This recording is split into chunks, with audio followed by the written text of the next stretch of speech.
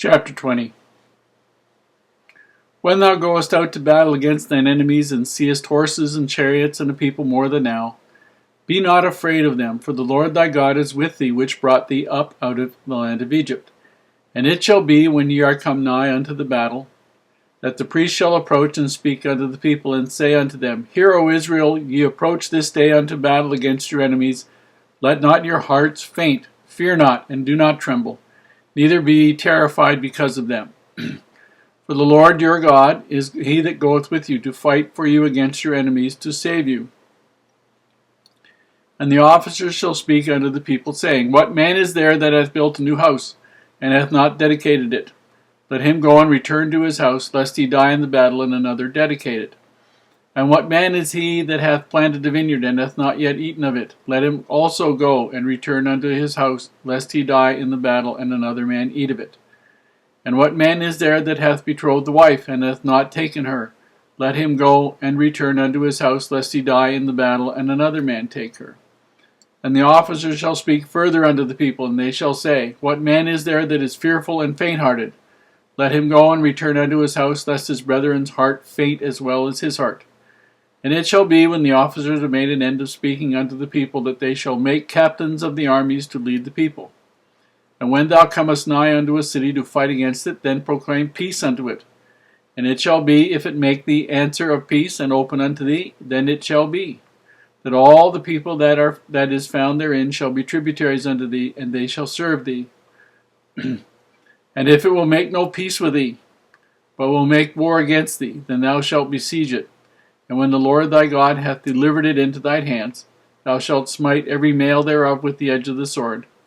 But the women, and the little ones, and the cattle, and all that is in the city, even all the spoil thereof, shalt thou take unto thyself, and thou shalt eat the spoil of thine enemies, which the Lord thy God hath given thee. Thus thou shalt do unto all the cities which are very far off from thee, which are not of the cities of these nations, but the cities of these people, which the Lord thy God doth give thee for an inheritance. Thou shalt save alive nothing that breatheth. But thou shalt utterly destroy them, namely the Hittites, and the Amorites, the Canaanites, and the Perizzites, the Hivites, and the Jebusites, as the Lord thy God hath commanded thee, that they teach you not to do after their abominations which they have done unto their gods, so should ye sin against the Lord your God. When thou shalt besiege a city a long time, in making war against it, to take it, thou shalt not destroy the trees thereof by forcing an axe against them. For thou mayest eat of them, and thou shalt not cut them down. For the tree of the field is a man's life, to employ them in the siege. Only the trees which thou knowest that they be not trees for meat, thou shalt destroy and cut them down, and thou shalt build bulwarks against the city that maketh war with thee until it be subdued. Here we see in chapter 20 some of the guidelines, rules, regulations for war, as to how Israel is to conduct wars. And the first set of instructions deals with a city that is far away from the land of Canaan, the place they're going to go in to inhabit, and deals with a war that Israel is going to conduct against the city that's going to make war against them. So we're assuming this would have to be an attack back against somebody that attacked them. And first they were to show up. Then they were to proclaim peace to these people, give them an opportunity to accept the fact that there was going to be a battle, and chances were there were going to be some severe losses, and give the people a chance to decide that it was better to be a tributary to Israel, who would have the reputation as a righteous people, or to fight. And if they fought, then understand that all the men would be killed. That was, Israel had this reputation, or was going to have this reputation as a battle group. So this was what they were going to do. But when they were going to fight, they were supposed to allow certain types of exemptions and things.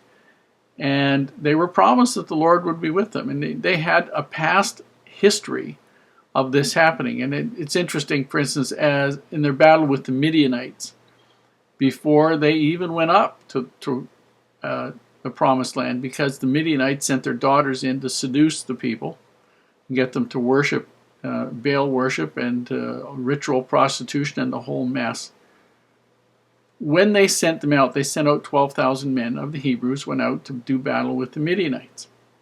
When they came back, these are the numbers. They brought back, I think, 675,000 sheep, 72,000 cattle, 61,000 asses, and 32,000 unmarried women.